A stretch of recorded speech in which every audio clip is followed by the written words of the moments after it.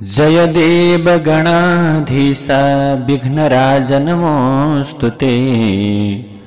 जयत्यक्ष महादेव प्रियपुत्र नमोस्तुते। ओम गम गणपतये नमो नमः।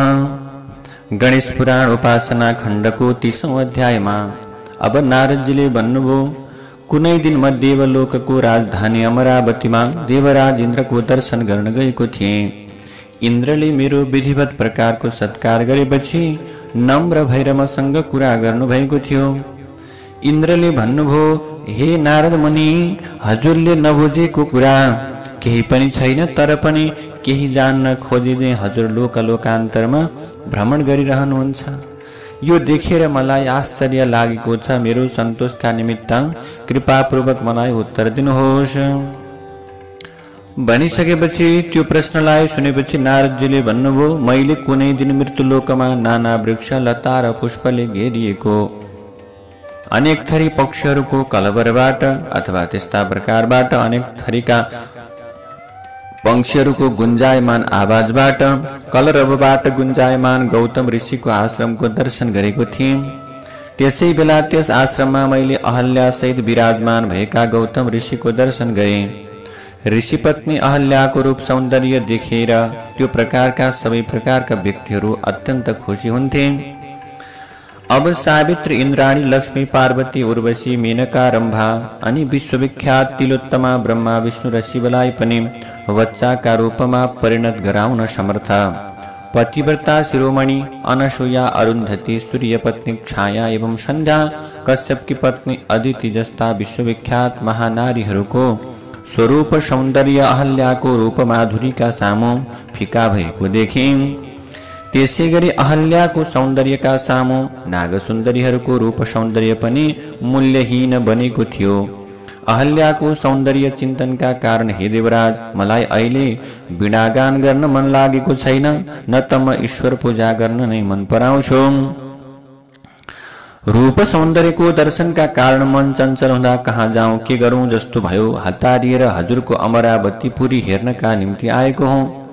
अहल्या जस्तै सुन्दरीको बास नभएको यो अमरावतीलाई मैले पनि तुच्छ ठानेको छु भनेर नारदजीले यस्ता प्रकारले बताइसकेपछि, हे राजन, यसरी इन्द्रसँग अब बताउनुहुन्छ। कुरा गर्दा गर्दै म त्यहाँबाट अन्तर्ध्यान भएँ। नारदजी भन्नुहुन्छ, मेरो अन्तर्धानपछि मेरो कुरालाई मनमा खेलाउने इन्द्र अहल्याको रूपलाई सम्झेर अथवा त्यो प्रकारको सौन्दर्यलाई सम्झेर उनी अब काम वासनामा लिप्त भएर मूर्छामा परे। इन्द्रले मनमनै भने, अहो, मैले कुन बेला गौतम पत्नी अहल्याको दर्शन गर्ने सौभाग्य प्राप्त गर्छु होला। यसरी मनमा संकल्प गरेर इन्द्रले आफ्नो स्वरूप गौतम ऋषि समान बनाएर गौतम ऋषिको आश्रममा जान स्वर्गबाट प्रस्थान गरे। बाटोमा अहल्याको रूप सौन्दर्यको चिन्तन गर्दै गर्दै गर्दै ती गौतम नाम गरेका ऋषिको आश्रममा आइपुगे इन्द्र। अब गौतम ऋषि भने नुहाउनका निम्ति, स्नान गर्नका निम्ति जलाशयतर्फ जानु भइसकेपछि उनले लुकेर के गरे, आश्रममा प्रवेश गरेर अहल्याको दर्शन गरे। उनी अहल्याको के गरे, शयन कक्षमा गइसकेपछि अहल्याले पनि गौतम आफ्नै पति जस्तै देखेर उनलाई स्वागत गरिन्, सत्कार गरिन्। त्यसपछि अब अहल्यालाई चाहिँ भन्दछन्, हे प्रिय, तिमीले के गर भने सुन्दर प्रकारले सेवा गर। अनि अहल्याले भनिन्, हे प्रिय, हे भगवान, हे ऋषि, जप ध्यान छाडेर हजुर किन घर फर्किनु भो। भनिसकेपछि गौतम ऋषि जस्तो स्वरूप बनाएर गएका इन्द्रले भने, म नुहाउन जाँदा त्यहाँ अरू व्यक्तिहरू पनि थिए, त्यसैले म त्यहाँबाट घरमा फर्केको छु। मेरो अनुरोधलाई स्वीकार गर भन्ने प्रकारका कुरा गरिसके पछाडि अहल्याले भनिन्, स्वाध्याय देवपूजन छाडेर अन्य कर्म गर्नु, अन्य कर्मलाई प्रमुख मान्नु राम्रो होइन पतिदेव, यो राम्रो होइन। भनिसकेपछि अब नारदजीले बताउँदै जानुभएको छ, अहल्याको स्वर अनि त्यो प्रकारको स्वभावले इन्द्रलाई आफ्नै पत्नी गौतम हुन् भन्ने अब के गरिन्, ठहर्याइन्। अब अहल्याले स्वरले, आकारले, त्यो प्रकारले यी त मेरा पति होइनन्, यी त अरू कोही व्यक्ति हुनुपर्दछ भन्ने ठहर्याइसकेपछि लौ यी त इन्द्र रहेछन् भन्ने प्रकारको कुरा अब इन्द्रलाई पनि आफ्नै अब पतिका रूपमा गौतम हुन् भन्ने ठहर्याइन्। अब उनले विचार गरिन्, लौ अब इन्द्र जो गौतम ऋषिको स्वरूपलाई धारण गरेर गएका थिए उनीसँगै अहल्यासँगै निवास गर्न थालिन्।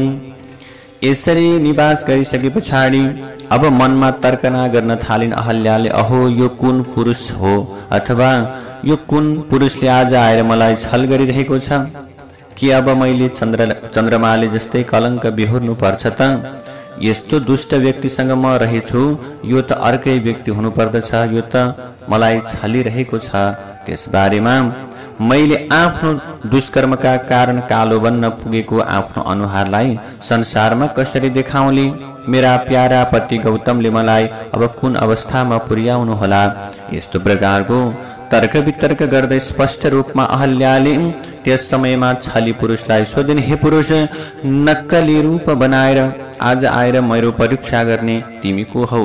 मैले त तिमीलाई मेरै स्वामीको स्वरूपमा विश्वास गरेँ, तर तिमीले मलाई ठग्यौ। आज भन तिमी को हौ, अन्यथा मैले तिमीलाई श्राप दिनेछु। यसरी मैले तिमीलाई अब के गर्नेछु? श्राप दिनेछु भनिसकेपछि यसरी अहल्याले भनेपछि श्रापले अथवा श्राप पाइन्छ अथवा श्रापको प्राप्ति हुन्छ भनेर अत्यन्त डराएका इन्द्रले आफ्नो सक्कली स्वरूपको प्रदर्शन गरी आफ्नो सक्कली स्वरूप देखाए। अब दिव्य अलङ्कार किरीट कटकले शोभायमान कुण्डलको दीप्तिबाट चम्किलो मुखमण्डल भएका इन्द्रले कम्पायमान हुँदै भने, हे अहल्या, मलाई तिमीले सचिपति इन्द्रका रूपमा जान। तिम्रो सौन्दर्य देखेर म अत्यन्त के भएँ? प्रसन्न भएँ। त्यसै कारण तिमीसँग मैले यहाँ आएर बस्ने यो प्रकारको व्यवहार गरेँ। जे भयो सो भयो।